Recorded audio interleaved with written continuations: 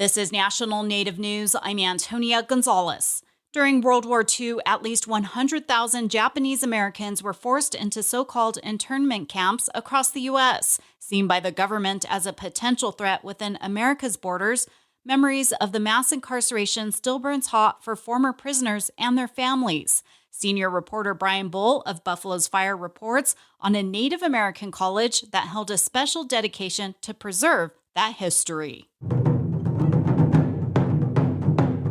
About 200 people gathered at the Snow Country Prison Japanese American Memorial last week at the United Tribes Technical College in Bismarck. Taiko and Native drummers performed together as dignitaries honored the 1,850 Japanese men who were confined here back when the site was known as Fort Lincoln. Satsuki Ina was born in a California internment camp in 1944, and her father, Itaru, was kept at Fort Lincoln in 1945 through 1946. Her book, The Poet and the Silk Girl, is a memoir based on her parents' letters, diaries, and her father's haiku. The memorial is the culmination of 25 years that Ina and the UTTC worked together to preserve this history. There were trees that the Japanese American prisoners had planted, and there was this story that there were ghosts that wandered around, and that when the wind blew on these trees, it sounded like somebody was crying. So there was actually a healer that would come every once in a while and bless those trees.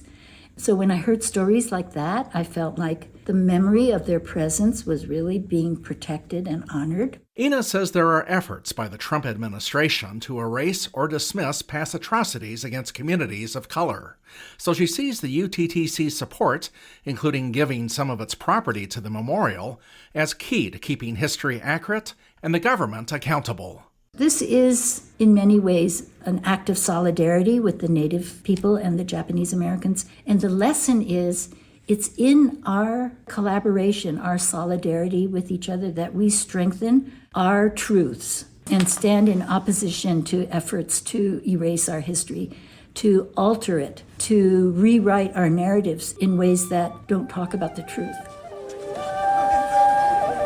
At the end of the dedication ceremony, a Japanese and Native flute player performed together as visitors placed paper crayons on the names of those incarcerated at Fort Lincoln.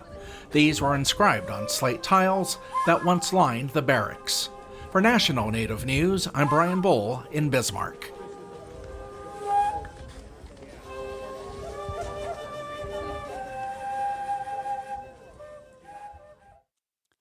Over the summer at the University of South Dakota, 20 high school students attended the annual Oscar Howe Summer Art Institute, learning from each other and renowned Native American artists. The camp's inspired by artist Oscar Howe, who paved the way for Native artists to challenge stereotypes, teaching at the university for more than 2 decades. Instructor Keith Braveheart helped students learn about Howe's approach to art, recounting his first experience with the Trailblazers' legacy. It felt like the work was alive, like it was physically breathing, like it was pulsating. And I know that it could have been an optical illusion because of the way that he designs his work, but I also later would truly believe that it was imbued with a Dakota spirit. Braveheart studied in one of the Institute's many iterations as a student. I see this potential that what was my path, my journey, what that could be like, might be similar to a next generation of an artist, a younger artist. A citizen of the Oglala Sioux tribe, Braveheart says he thinks creating those future pathways is what Oscar Howe envisioned. I'm Antonia Gonzalez.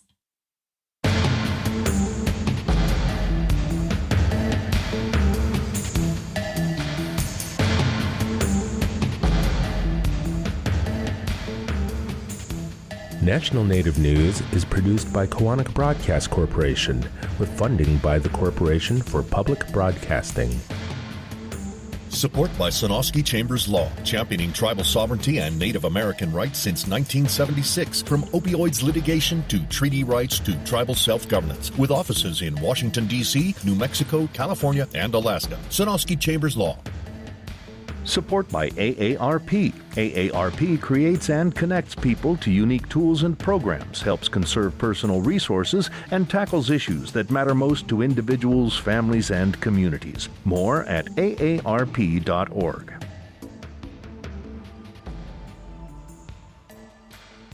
Native Voice One, the Native American Radio Network.